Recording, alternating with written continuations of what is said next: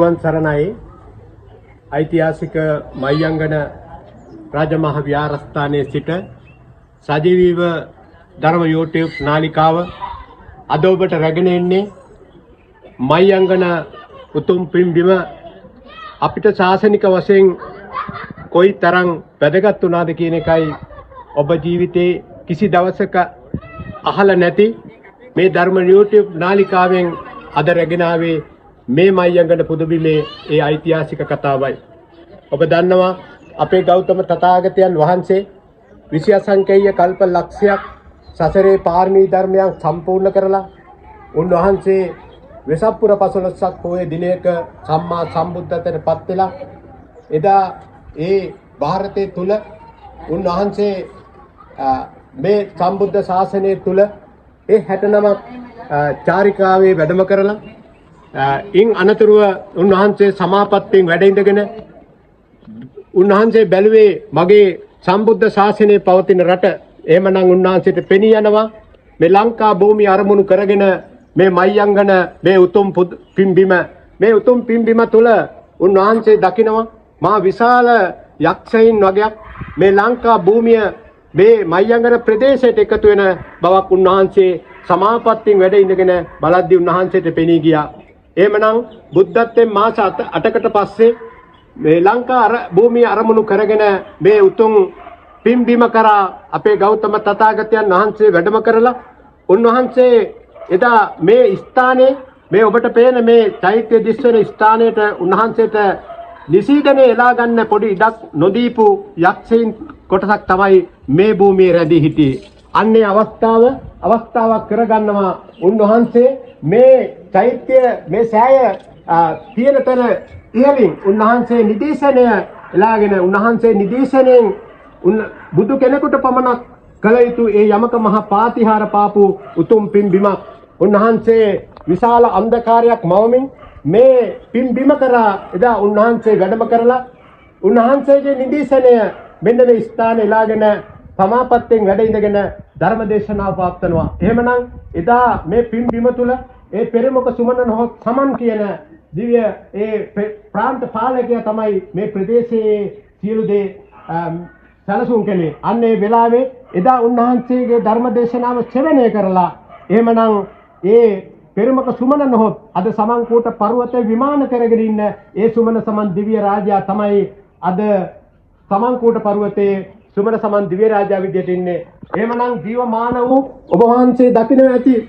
ඔබ වහන්සේගේ ඉතිහාස කතා පුවත රැගෙන එන ධර්ම YouTube නාලිකාව එහෙමනම් කිසි දවසක අහපු නැති මේ ලංකා භූමියේ සිට සියලු දෙනාට එහෙමනම් මේ සෑය කොයි ආකාරයට මේ මෙතන ඉදිවුනේ කියන එකයි ඔබට මේ පැහැදිලි කරන්නේ. එහෙමනම් ධර්මයේ ශ්‍රවණය කරපු පෙරමුක සුමන නොහොත් සමන් කියන මේ ප්‍රාන්ත පාලකයා අපේ තථාගතයන් වහන්සේගෙන් යමක් ඉල්ලා සිටිනවා. ස්වාමීනි භාග්‍යවතුන් වහන්සේ ඔබ වහන්සේ අපට යමක් දීලා යන්න. අන්නේ වෙලාවේ ජීවමාන කේශ ධාතු ලබා දුන් මේ උතුම් පින්බිම තුල ඉඳගෙනයි අද ඔබට මේ විස්තරය කරන්නේ. අන්නේ වෙලාවේ උපදෙස් දෙනවා පෙරමුක සුමන නොහොත් සමන් එහෙමනම් ඔබ මෙන්න මේ කේශ ධාතු තැම්පත් කළා ක්‍රියන් 7ක් උසට මේ සෑය ඉදි කරන්න මේ ස්ථානයේදීම අපේ තථාගතයන් වහන්සේ උපදෙස් දෙනවා. අන්න ඒ විදිහට උපදෙස් දීලා ටික කාලයක් ගත වෙද්දී ඔබ දන්නවා තථාගතයන් වහන්සේ වසර 45ක් පුරාට උන්වහන්සේ අනුගමනය කරපු ඒ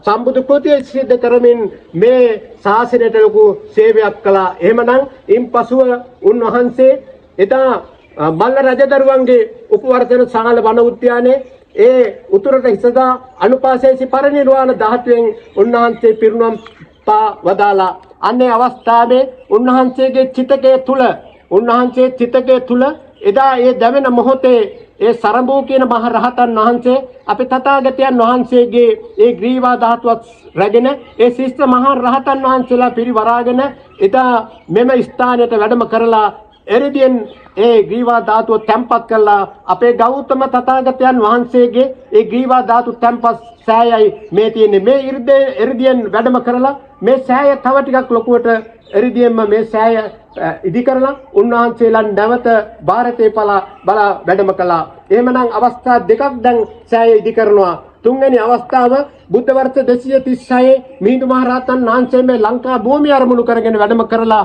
එහෙමනම් එදා ඒ මුටසීව රජුරුවන්ගේ පුතෙක් වන ඒ මේ ස්ථානයේ එදා ਸਰවත්‍ය ධාතු තැන්පත් කරලා ඒ සෑය තව රියන් 7ක් උඩට උත්සලා මේ සෑය ඉදි කරලා තුන්වෙනි වතාවටත් මේ සෑය ඉදි කරනවා. එහෙමනම් ඔබ දන්නවා බුද්ධ වර්ෂ 351 වෙනකොට එදා අපේ මේ ඒකාසංකේය කල්පලක්ෂ්‍ය පාරමී ධර්මයන් සම්පූර්ණ කරගෙන මේ සම්බුද්ධ ශාසනයේ තිරක්ෂිතය උදෙසා මේ ලෝකෙට පහළ වුණු අපේ දුටුගැමුණු කුමාරයා එහෙම නැත්නම් දුටුගැමුණු රජතුමා එදා ප්‍රථම යුද්ධෙදී නිමා කරගෙන ඒ එළහරගේ චක්කනම් ඒ දක්ෂ සෙන්පතියගේ බලකොටුව විනාශ කරලා හතරවෙනි වතාවටක් මේ ලංකා භූමියේ සෑයක් ඉදුණා නම් ඒ ඉදුනේ මේ උතුම් සෑය. එහෙමනම් මයංගන ඔබ දන්නවා මයංගනන් නාගදීපං කල්යාණම් පදලහංජනං කියන ගාථාවේ පළවෙනියටම සඳහන් වෙන්නේ සනිටුවන් වෙන්නේ මේ මයංගන පුදුමෙමයි. මේ තොරතුරු ඔබට රැගෙන ආවේ ධර්ම YouTube නාලිකාව.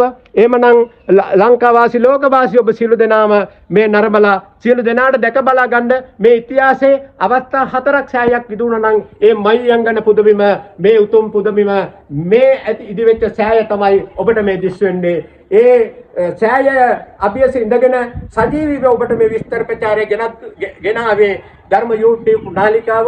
එහෙමනම් ඔබ වැඳ පුදාගත් ඔබ සියලුම දෙනාට ඒ සුමන සමන් දිව්‍ය රාජයාගේ දේව ආරක්ෂාව දේව රැකවරණය ලැබේවයි කියලා ප්‍රාර්ථනා කරමින් නැවත මේ වගේ වීඩියෝ එකකින් ඔබට හමු වෙනතුරු සියලු දෙනාටම තෙරුවන් සරණ ප්‍රාර්ථනා කරමින් මම මේ අවස්ථාවේ නිහඬ වෙනවා. සියලු දෙනාටම තෙරුවන් සරණයි.